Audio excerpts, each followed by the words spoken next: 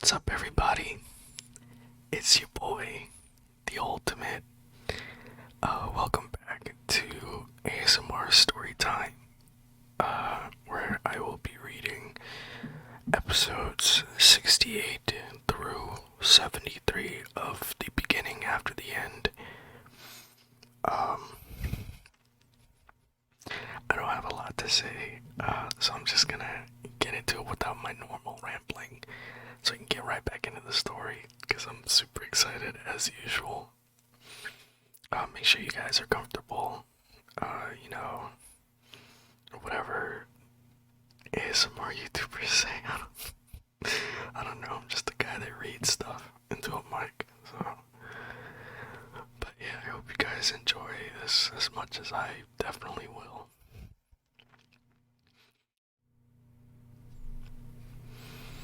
So, who's it going to be? My father took a sip of his coffee, settling it down on the round wooden table we were all seated around. My family had just finished eating breakfast with the Twin Horns party.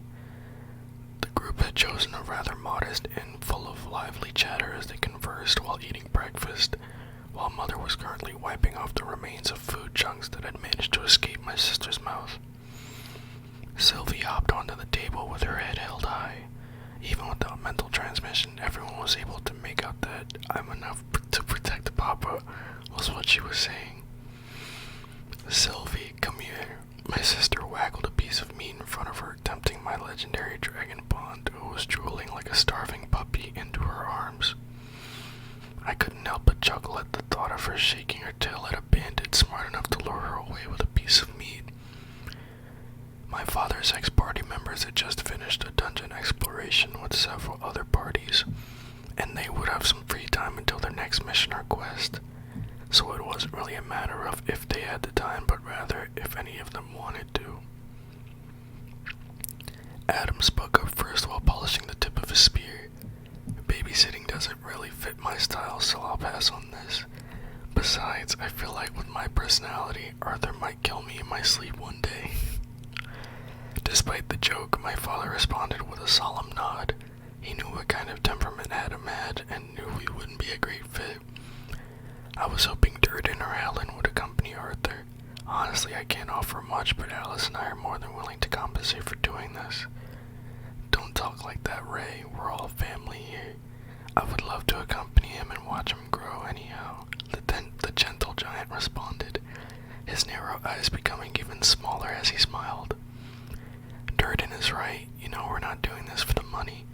Besides, we managed to get quite a bit of treasures off our last dungeon raid." Helen just shook her head. Suddenly a silent hand shot up, making everyone at the table turn to look.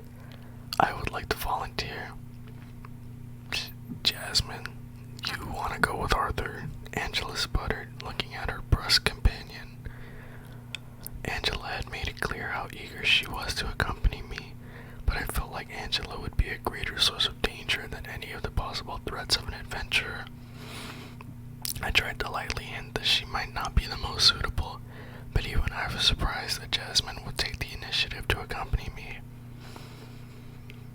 Logically speaking, Jasmine is the most suitable to protect Arthur. Durden specializes in offensive area of effect spells. I do want to go with Arthur too, but I feel that maybe I'm not the most suitable since protection isn't really my strong suit. Helen just scratched her head. "Jasmine, are you really okay with going along with Arthur?" my mother asked, concerned. Giving my mother a determined look, she nodded firmly in response.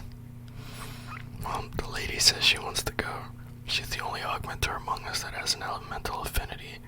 She just reached Dark Yellow stage last year, and coupled with her wind attribute, I think she'd be the best suited." Adam let out a chuckle as he leaned back in his chair.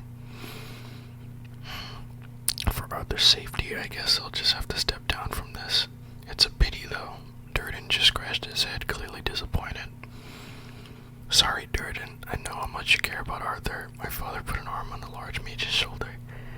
"Maybe I'll join the Twin Horns on a dungeon raid in the future," I exclaimed. Durden just smiled at this, giving me a nod as he tousled my hair. The rest of the Twin Horns chuckled merrily as we finished up our conversation. It was decided that in a week's time I would go with Jasmine to the Adventurers Guild and register myself. I would automatically start off at the E class after passing a simple test, and depending on how well I did on missions or on quests, raise my class accordingly. Getting back home, I spotted Lilia downstairs, meditating as a maid gently placed a cup of water by her side. Lily, no fair, training without me. My sister rushed past my side and plopped down into a comfortable position to start her mana manipulation training as well. As far as I could tell, it would take the both of them a few more years to actually form a mana core, but at the pace Lilia was going, it was easy to imagine that she would awaken around the average time most children did. Ellie didn't have the patience for training and grew bored after an hour or two, so it would take her a lot longer. That's fine though, I wouldn't want her to become a mage too early. She would attract too much unwanted attention. I would be proud if she could form a mana core by the age of 9 or 10. Putting away my jacket, I turned back to my father, who was still making his way up the stairs. Dad, can we go to the auction house again to pick out a sword? We never had a chance to after the incident, and I want to start practicing. Yeah, I have a few things I need to tell my team there anyway. We'll ask the carriage driver to stay, so go wash up. Oh man. I will say, from this point on, it's going to slow down very slightly. Like the excitement in the story, like it's still gonna be good, but it's not gonna be as, riveting, I guess I could say. I don't really know how else to explain it, but I mean, you guys will see. I'm gonna stop talking about the future. And just focus on what I'm reading right now. Okay. Episode 69, Partners in Crime, Part 2. Both Lilia's father and mother were already at their auction house. It was my first time seeing either of them after the incident, so I was faced with another string of questions from the two of them regarding my health. After much coaxing and reassuring that I was fine, we finally went inside. I could tell that Vincent had been less than thrilled by the treatment the king had shown regarding this incident, but at this point, just like how the king felt towards me, I only felt apathy towards the man. It was clear that he had not put me into any sort of consideration besides that of a less than significant child, which suited me just fine for now. The king's representative had told us that night that both the augmenter that had attacked me and Sebastian had been stripped of their nobility. Vincent merely scoffed when my father told him this, though. Rolling his eyes, the auction house owner spat out that their sentencing was nothing but comforting lies. Men like them, as soon as they get their wrists slapped and they take a relaxing break for a bit, they'll have their positions back. I noticed my father clenching his fists, but these sorts of politics were all too familiar to me. Father eventually went off with Vincent to meet the guards while Tabitha took our carriage back to take care of Lilia, leaving me with only Sylvie to search for a sword. Perched on my head, my bond curiously looked around the cluttered storage hall, littered with vaguely sorted crates and shelves of miscellaneous goods. Vincent had told me that the Helstia auction house stored a lot of goods, most from different merchants and adventurers, and others from remote places, including the Dwarf Kingdom. There had been almost no business transactions done with elves ever since the war over a neutral territory had reached a stalemate. Over the years, relations between the two races were said to have gotten better, to the point of even having a friendly tournament, but it would be a slow process before the enmity has actually ceased. This was a pity, since elf weapons, which were comparatively lighter and thinner, would have been perfect for someone of my physique. Something I had learned while living with the Aerolith family in Eleanor is that, while both weapons and armors forged by dwarves were considered the highest class because of the race's innate mastery in the field, elves had their specialties in bows as well as conjurer's staffs and wands. Most of the enchanted weapons were bid during the event yesterday, so the only thing left were regular weapons that would eventually be sold in stalls, which was fine by me. I wasn't looking for anything special, just dependable. Peering through the endless rows of shells and racks, I picked out a few to test. It didn't take long before I stuffed it back on the shelf it came from, malcontent by the crude workmanship of the swords. The balance between the blade and grip had all been off and were shaped sloppily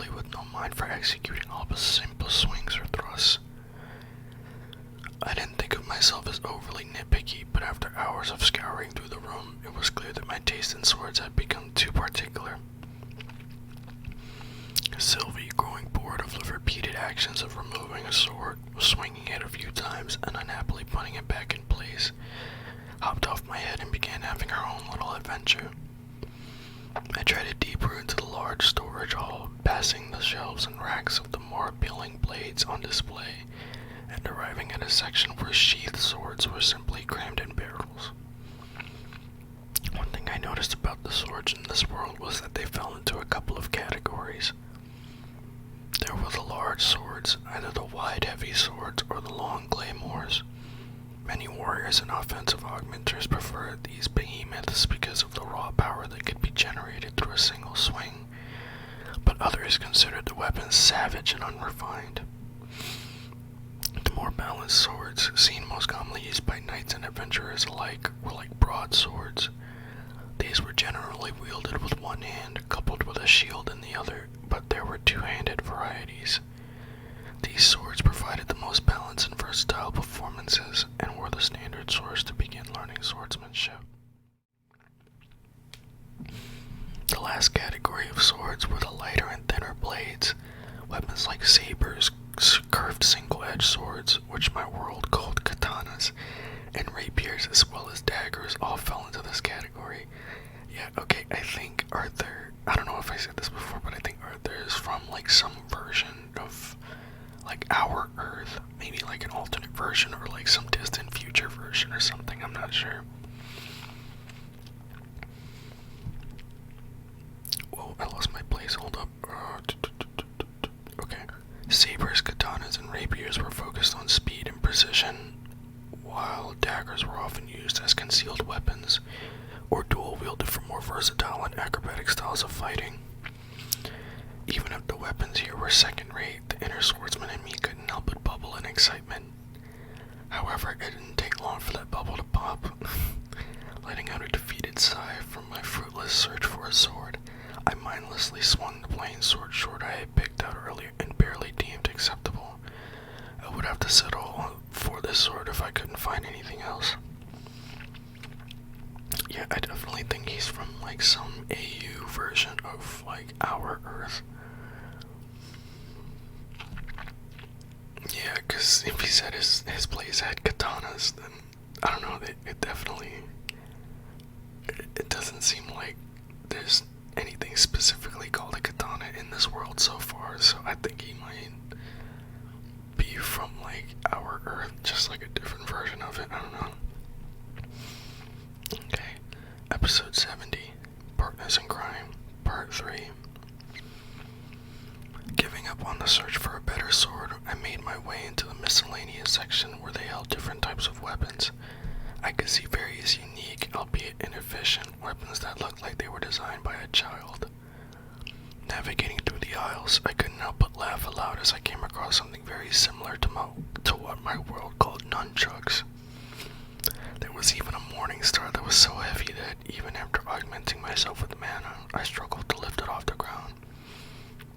Whew, looks like a dead-end Sylph. I sat down on the ground, leaning against the gigantic shield that Sylvie continued to trot about. Also, I apologize if that, exclamation was really loud. I felt like my breath hit the mic. I was just like, ooh, that might have been kind of loud. Suddenly, Sylvie let out an eager chirp. Making my way towards my bond, I spotted Sylvie digging through a pile of weapons. A cloud of dust soon encompassed us as she continued searching for something. Making another excited squeak, she used her front paw to point at an unremarkable black rod. It was less than a meter in length and looked like some sort of walking cane. This wasn't what I was looking for, Sylv, I sighed, but she hopped to me, nudging me towards the black stick. Relenting, I walked over and picked it up, surprised by the weight of the rod that looked much thinner now that it was in my hand. While it seemed to be made of some kind of polished wood, it weighed a lot more than just a simple walking stick. Holding it up, I took a closer look, inspecting the rod more carefully. The stick had a matte coat to it, not reflecting any light at all, while the whole rod was smooth to the touch. While unnoticeable at first, I could see intricate indentations that formed a design throughout the bowl, but other than that, I couldn't find anything special about it.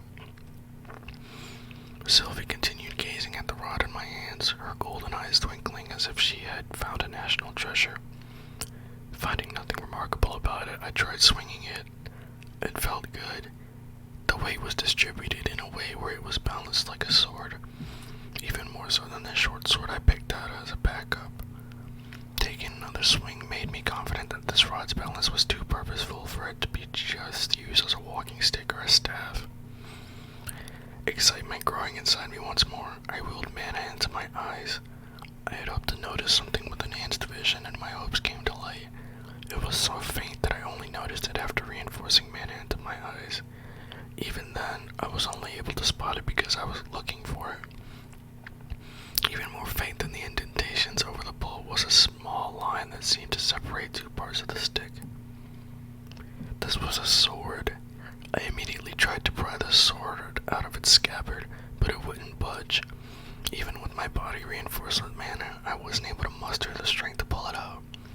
Don't tell me this is some sort of Excalibur that I have to be worthy of. Pushing away the silly thought, I infused fire attribute mana into the sword, but still no use. After half an hour had passed, I realized that elemental attribute mana was not the answer. No way. What if I activated Dragon Will?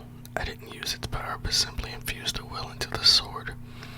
And despite all the previous struggle to pry the sword out, a light tug was all it took for the sword to glide out of its sheath.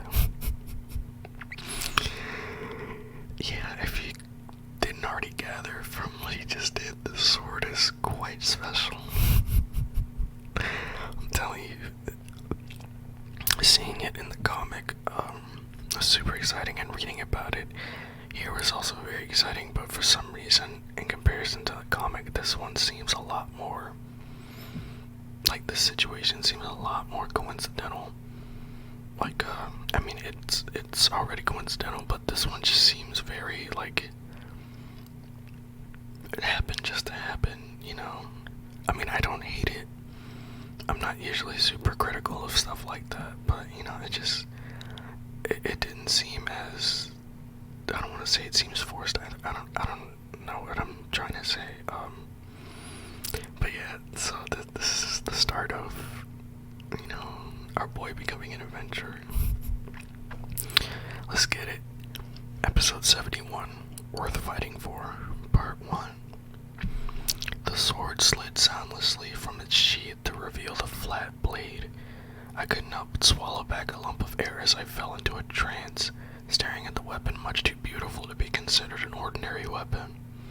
The narrow blade was straight and thin like a rapier's, but had a double edge, making it fit for slashing as well as thrusting. As the keen edge of the blade curved smoothly into a sharp tip, I couldn't help but notice that there were no markings, that the blade had been sharpened.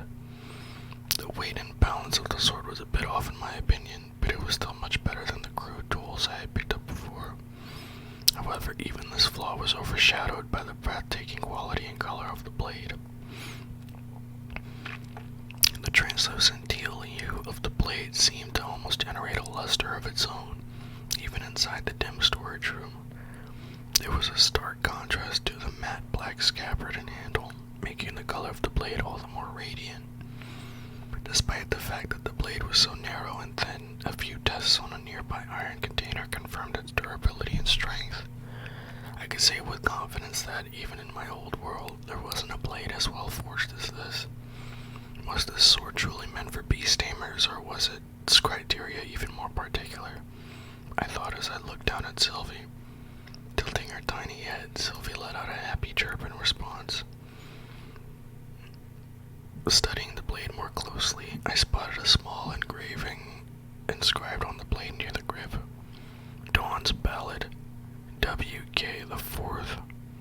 As soon as those words left my lips, a searing pain abruptly shot out from where I was gripping the sword, making me drop the weapon. It was a gash that had already been cauterized across my palm.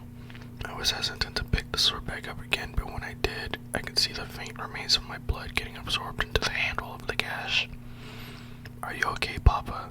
Sylvie trotted next to me, pawing at my leg, concerned.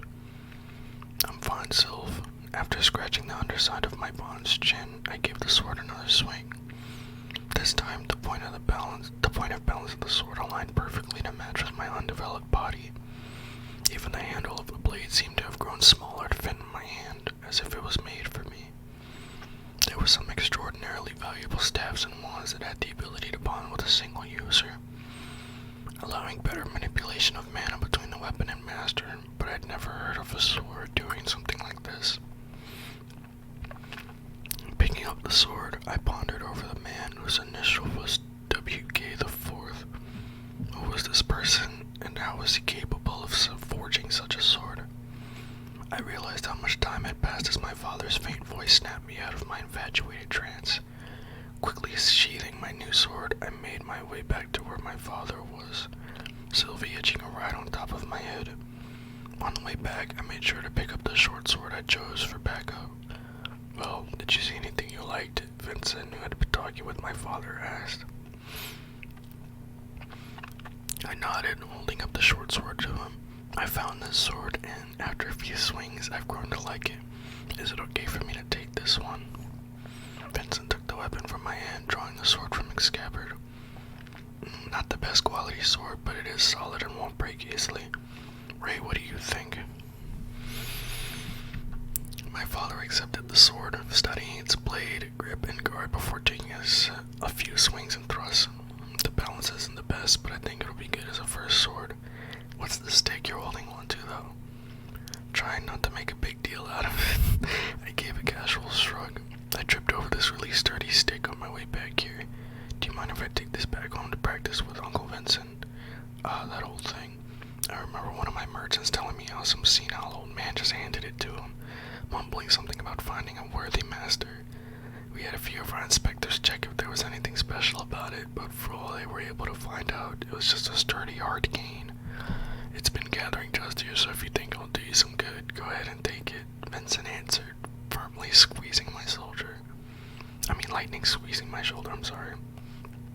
Success. I feel like, I don't know, I never thought about this when I read it in the comic, but I feel like Vincent should have really questioned why he wanted that stick, because Vincent knows he's not like a normal kid. He's even like thought to himself like he doesn't feel like he's talking to a kid when he's talking to Arthur. So I feel like in that situation he should have realized that, I don't know, maybe that wasn't just a stick, you know? I mean, that would have been counterproductive to Arthur's plan to just take it out, but I don't know, it's just a thought. It's just a thought. Okay, episode 72, Worth Fighting For, Part 2. Kingdom of Eleanor, Tessia Errolit's point of view. I let out an exaggerated sigh, looking out the window from my room. My hands were getting numb from leaning my head on it for so long, but I didn't want to move as I only grew more annoyed. How dare he? Stupid Art. Finally willing myself to get up, I let out my pent-up frustration by kicking the wall. Ouch. Stupid Art. This is his fault too. Cradling my aching foot, I wiped the tears that welled up in my eyes, unsure of whether it was from the pain of my foot or my loneliness. I had just got back from Grandma Rinia's home. It was hard, but I was finally able to guilt trip her into letting me spy. Make sure that Art was doing okay. I should be happy that he's with his family and everything, but doesn't he miss me? He looked too happy. And who's that girl? Wasn't Art acting a little too nice to her? That cunning girl even got Art to teach her how to manipulate mana. He never taught me. That Arthur, when I get my hands on him, I'm going to give him a piece of mind. Oh, am I kidding? I just want to see him. It'd been a few months since he had left, but after getting so used to seeing him every day, those months had felt like years. Maybe I should have treated him more nicely while he was here, I muttered aloud. I couldn't help but cringe, remembering all of the times I had physically abused him just as an excuse to touch him. But that wasn't my fault. It's his fault for being such a blockheaded idiot. Mama and Papa were quite proud that Fairith, the noble brat who messed with Art, and his sister were able to place in the top 5 during the trial competition that they had with the humans, but I couldn't care less. It was just a show to boast our strength to the humans and to mention that the actual Continental Tournament, which was what the humans decided to call it, would happen every 5 years from now on. Did that mean I would have to wait 5 years to see art? 5 whole years. This sucked. The only thing that kept my mind off art was training. My goal was to become stronger than Arthur. Good luck with that. The next time we meet, I wanted to surprise him by how much I'd grown. Maybe then he'd see me in a different light. Stupid Arthur, I repeated. Even though he was younger than me, he still treated me like a kid. Even though I'm the older one. I held up the water-filled orb that Granny Renia gave to me as a present. She was able to capture a scene and integrate it into the orb so that it would constantly show an image of Arthur's face. Dummy, I cursed at the bubble, poking the sphere where the image of Arthur's cheek was. Suddenly the door flung open. Young one, I have good. Grandpa, what did I say about knocking? I squealed, quickly trying to hide the orb behind me. However, by the sly grin on his face, I knew that he had already noticed. I see you're using that orb well, he snickered as his usual stern expression was replaced by that of a wily fox. Stupid Grandpa, I reached for my pillow nearby and flung it at him before he could see how red my face had turned. Don't mind. I would rather enjoy having Arthur as a grandson-in-law anyhow. But isn't it a little too early for that now? He roared out in laughter as he continued teasing me. Whipping my head away from Grandpa, I did my best to hide my embarrassment, unable to let out anything other than a frustrated grumble in response to his ridicule. Don't pout now. I've got some good news for you, little one. I turned my head slightly just to indicate that I was listening. Letting out another hearty laugh, he spoke. Now, what if I said that you could have the chance to attend the same school that Arthur will be attending? My body spun so fast that I grew dizzy. Then I would say that you're the best grandpa ever. I cut him off before he even finished speaking. You're not lying to me, right? I grabbed Grandpa's sleeve and tugged it hard. I heard a chuckle from the doorway. Did you tell her father? Mama and Papa walked into the room smiling. I turned to them. Mama, Papa, is it true? I can go to school with Arthur. Calm down, Tess. My mother gently chided as she patted my head. Your grandfather has close ties with the current director of Cyrus Academy. He got in contact with her recently, and she was excitedly telling your grandfather about how there would be a genius quadra-elemental augmenter attending her school in 3 years' time, my father added. Who else besides Arthur is a quadra-elemental augmenter? I instantly knew, but of course I didn't say anything about me training him. That is a little secret I plan on surprising her with later on. He let out an evil grin. Why is he waiting 3 years before going to school? Isn't he more than fit to go now? I tried to speak casually, but my excitement had me grinning to my ears. Well, she did mention something about him wanting to be an adventurer, Grandpa mused. My mother gently squeezed my hands. The important part is that this gives us enough time.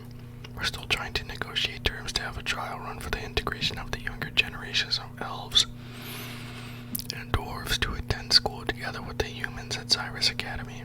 The King of Sapin agreed that the only way to start mending our relationship was by allowing the younger generation to form bonds with each other, she explained. You'd better train hard, little one. A lot is riding on this. I'm willing to bet that Arthur had chosen to become an adventurer before attending school so that he could get some real experience in fighting. After he's done, he'll be at the age a typical student would be in, so stay on your toes.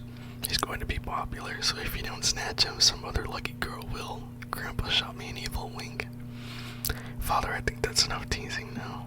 Look, Tess is about to cry. I could barely make out my father shaking his head through my watery eyes as I tried to stay strong. I love to see it, dude. This is great, though. I just really like the book giving us different characters' perspectives, and I'm glad, as you can tell by the smile on my face, I'm glad to be seeing Varian again. He's probably, outside of Arthur, he's probably my favorite character. He's so great. Okay. Episode 73. Worth Fighting For, Part 3. Arthur Lewin's point of view. Happy birthday, Arthur. Everyone cried out in unison. The whole Helstia house was decorated lavishly with festive ornaments, and woven threads as the twin horns in the Helstia family, as well as my own, gathered together gathered to congratulate my 9th birthday. Thank you all for bearing with me. I gave a deep bow as Sylvie mimicked me, nodding her small head. The dinner turned out amazing as the chefs went all out tonight. My mother made sure to include some of my favorite dishes, some of which she made herself. A panorama of noise filled the halls, laughter of the kids, the clinking of wine glasses, and busy footsteps of maids and butlers. The table was pleasantly loud as Adam belched loud jokes and made fun of some of the members with their embarrassing moments while exploring the dungeon. Adam, you seem to forget the time when a horned mole snuck up under you while you were taking a piss in the dungeon. As I recall, you got so scared, you landed up straight on your back, peeing on yourself like a fountain. Jasmine coolly said as she casually continued sipping her tea, not even bothering to look at the petrified Adam. The food in my mouth sprayed out as I tried to contain my laughter. My father blatantly roared with laughter, nearly falling back in his chair as he pointed his finger at the frozen Adam. Even Vincent had his face buried in his hands as he tried to keep from laughing. No, I thought no one was awake when that happened. Adam's face turned ghostly pale and his shoulders slumped in utter defeat. Meanwhile, the women just shook their heads in embarrassment at the men's behavior. All in all, everyone was having a great time. Ellie chimed in, eager to tell all of us about her adventures in learning how to read and write, trying to be a part of the grown-up conversations as well, while Lilia just giggled and agreed. After dinner, everyone migrated to the living room where the fire had just been lit and the area filled with a smoky fragrance. Happy birthday again, son. This present is from your mother and I, and of course, Ellie as well. Father handed me a package wrapped in cloth while Mother was holding back Ellie, whose fidgeting fingers were eager to unwrap the present. Opening it, I saw a fingerless glove meant only for my left hand. It was black and simple, but embedded on the top of the glove were 3 white stones. Your father hunted the material for the glove, and I imbued my healing spells onto those 3 white stones. Each of the stones carries a single-use spell. I'm sure it'll be useful to have some safety measures while you go out on missions. My mother looked at me with a sad smile. I could tell she still wasn't ready to send me off. Thanks, Mom, Dad, Ellie. I love it. This will be really useful for me. I gave each of my family members a big hug. Putting on the glove, I could tell how sturdy the material was. Not to mention that the 3 healing spells would be extremely useful in a tight situation. Next is us. Vincent pulled out a small box. He dramatically got down on one knee and opened the box, revealing 2 silver rings. One plain and one with a small clear gem. Where was he going with this? Honey, stop teasing the boy. Tabitha smacked Vincent's shoulder while he held in his laughter. Okay. Arthur, this is more of a present for your family than you, but I'm sure you'll appreciate it as well. This ring, Vincent pulled out the plain ring, is what you will be wearing, while this ring, he handed the gem ring to my mother, is what your mother will be wearing. Tabitha continued on for him. Alice, while Arthur is wearing the ring, you'll be able to tell whether he's okay or not. The plain ring is able to keep tabs on the mana circulation that naturally flows in a mage's body. If the natural mana flow stops, the ring you're holding, Alice, will glow red and emit a high-pitched sound. We thought really hard on what Arthur may need during his time in his adventure, but Lilia was actually the one that brought up the possibility of giving a present that will help him and his family. Unfortunately, the rings can't do much more than that, but I thought this would bring you some peace of mind, Alice. Ray. Vincent shrugged his shoulders. My mother teared up while clutching onto the ring. Oh, Tabitha, Lilia, thank you. She hugged both of them in a tight embrace. Thank you, Vincent. She gave Vincent a deep bow while she shook his hands, saying how this was nothing much. While he shook his hands, saying how this was nothing much. I couldn't help but smile, looking at my mother. If this ring could free my family from constantly worrying about me, then this was the best gift I could ask for. But I couldn't help but become concerned at the psychological presence wearing the ring would have on my mother. She might end up checking it religiously. Well, how are we gonna beat that, guys? Adam chimed in. My guardian angel turned and walked towards me, handing me a roll of parchment. You see, we also thought along the same lines as the Elstia family. We couldn't really think of what to give the little monster, so we decided on this. Adam waved his arms in a dramatic manner. These two scrolls are sound transmission scrolls. I'm not going to elaborate on how expensive these were, because they were extremely expensive. Ouch! Jasmine smacked Adam on the head. Anyways, with this, you now have a one-time source of communication. Just infuse mana into the scroll, Arthur, and you'll be able to send a message to the other scroll. After the holder of the other scroll receives it on Malaywin, she can then send the reply. After the reply is sent and the other person listens to it, the parchment will then turn to ashes. Ta-da! You're welcome. Adam gave a dramatic bow. The members of the Twin Horns were all taking turns talking smack about Adam's egotistical performance, but they gave my family a warm smile. I could tell my mother and father's moods had turned a whole lot better after knowing they wouldn't be sending their son off to who knows where without knowing how he was doing and what would become of him. I gave each of the Twin Horns and the Halstead family a hug, thanking them for their presence. Leah turned beet red while Tabitha just giggled at her. Honestly, I already had what I needed, but the ring and scroll would be an invaluable source of comfort for my family, which I was worried about the most. Soon after, my parents' ex-party members all left to go back to their inn.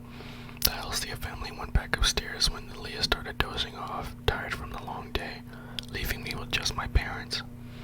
Ellie was asleep while cuddling the snoring Sylvie. I was already all packed up, prepared to leave tomorrow morning and meet up with Jasmine in front of the house. Tonight would be the last chance to have a real talk before I left. Tomorrow's the big day, son. Are you excited? My father clasped my shoulders. My father's eyes were lined red as I could see him holding back some tears. My mother had given up on holding back her emotions and kneeled down to give me a big bear hug, her face buried in my chest as she sniffled. I'll be fine, Mom, Dad. I promise I'll try to be back home every chance I get. If anything happens, you'll be able to know. After talking about my life and the dangers of being an adventurer, my parents ushered me back into my room. I plopped into bed and stared at the ceiling, Sylvie asleep next to me. I had a family, and now I had people who loved me. I had people that cared about me for who I was, not for the position I had. It was a nice feeling that I would never want to give up.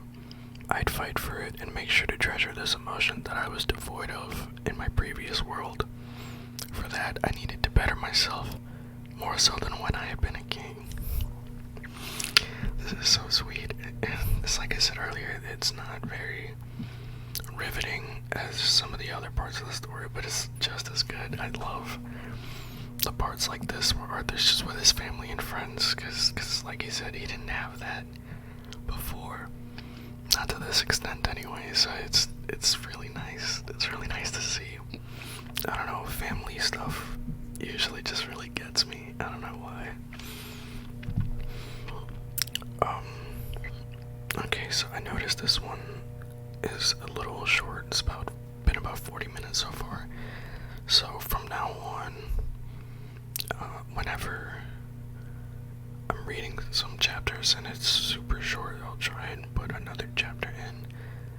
But for now, I'm gonna leave it here because we're about to get into the start of the next. Well, I mean, I guess we're kind of already in the next arc, but I mean, the start of the actual meat and potatoes, as I had said previously. But yeah, I don't really have much else to say. I hope you guys enjoyed these last two chapters. I hope you guys are relaxed, and if you made it through it, I already said I hope you enjoy it. I don't know why it's like I forget what I just said. But yeah, I hope you guys have a great night, and I will see you guys in the next video.